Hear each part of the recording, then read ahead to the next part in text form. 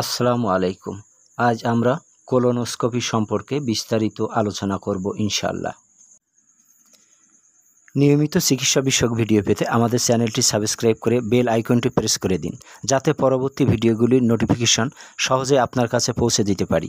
আর যারা ইতিমধ্যেই সাবস্ক্রাইব করে ফেলেছেন তাদেরকে অসংখ্য ধন্যবাদ।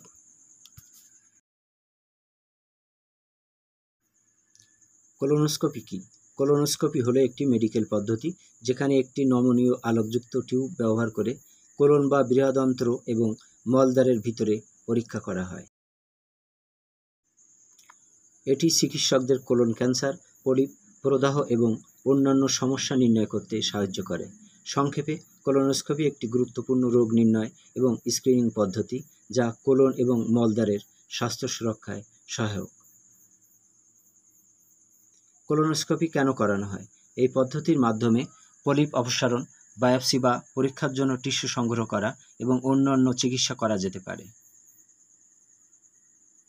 Colonoscopy colorectal cancer screening, polyp শনাক্তকরণ এবং প্রদাহজনক পেটের রোগের মতো অবস্থা নির্ণয়ের জন্য একটি গুরুত্বপূর্ণ পদ্ধতি। এটি ক্যান্সার প্রতিরোধ ও প্রাথমিক পর্যায়ে শনাক্তকরণের ক্ষেত্রে একটি গুরুত্বপূর্ণ ভূমিকা পালন করে। কোলোনোস্কোপি কখন করানো হয়?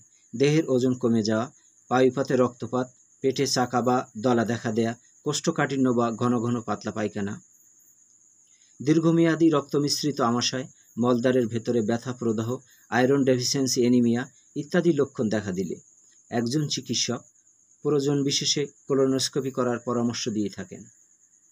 কখনো কখনো পাইলস ইত্যাদি চিকিৎসার পূর্বে আভ্যন্তরীণ অবস্থা সম্পর্কে ধারণা পেতে কোলোনোস্কোপি করার প্রয়োজন হতে পারে।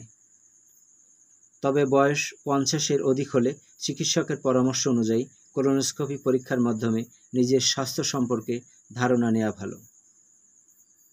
কোলোনোস্কোপি পরীক্ষার পূর্ব প্রস্তুতি কী? পরীক্ষার 2 থেকে 3 দিন পূর্ব হতে রোগীকে শাক ও মাংস জাতীয় খাবার না খাওয়ার পরামর্শ দেওয়া হয়। পরীক্ষার আগের দিন রাতে রোগীকে একটা ঔষধ দেওয়া হয় যাতে পরদিন সকালে মল পরিষ্কার হতে পারে, এবং পরীক্ষার দিন আরেকটা ঔষধ দেওয়া হয় যাতে কয়েকবার পাতলা পায়খানা হয়ে কোলনটি সম্পূর্ণরূপে পরিষ্কার হতে পারে। কোলোনোস্কোপি কিভাবে করানো হয়? প্রথমে রোগীকে একটি নির্দিষ্ট অবস্থানে শোয়ানো হয় এবং অ্যানাস্থেসিয়া করানো হয় যাতে রোগী পরীক্ষাকালীন কোনো কষ্ট অনুভব না করেন। এরপর একটি দীর্ঘ পাতলা নমনীয় টিউব বা কোলোনোস্কোপ মলদ্বারের মাধ্যমে প্রবেশ করিয়ে এই পরীক্ষা করানো হয়। এই টিউবের এক প্রান্তে একটি ক্যামেরা ও আলো থাকে এবং ক্যামেরার মাধ্যমে সংগৃহীত ছবি একটি মনিটরে প্রদর্শিত হয়, যা চিকিৎসককে কোলনের অভ্যন্তরণ ভালোভাবে দেখতে বা রোগ নির্ণয় করতে সাহায্য করে। কোলোনোস্কোপি রিপোর্টে কী কী দেখা হয়? পায়ুপথের বাইরের দিকে কোনো স্কিন ট্যাগ রয়েছে কিনা, কোনো আলসার বা ক্ষত রয়েছে কিনা, চুলকানির জন্য স্কিনে কোনো পরিবর্তন হয়েছে কিনা, রেকটাম বা মলাশয়ে কোনো আলসার, টিউমার, ক্যান্সার বা পলিপ রয়েছে কিনা, কোলনে ulcer, cancer, tumour, ulcerative colitis রয়েছে কিনা, কোনো প্রকার রক্তক্ষরণ হচ্ছে কিনা, কিংবা রক্তনালীগুলো সুচারুরূপে রয়েছে কিনা কিংবা নষ্ট হয়ে গেছে কিনা, সিকামের কোনো অংশে কোনো প্রকার অস্বাভাবিকতা রয়েছে কিনা, ক্ষুদ্রান্ত্রে কোনো আলসার, টিউমার রয়েছে কিনা ইত্যাদি।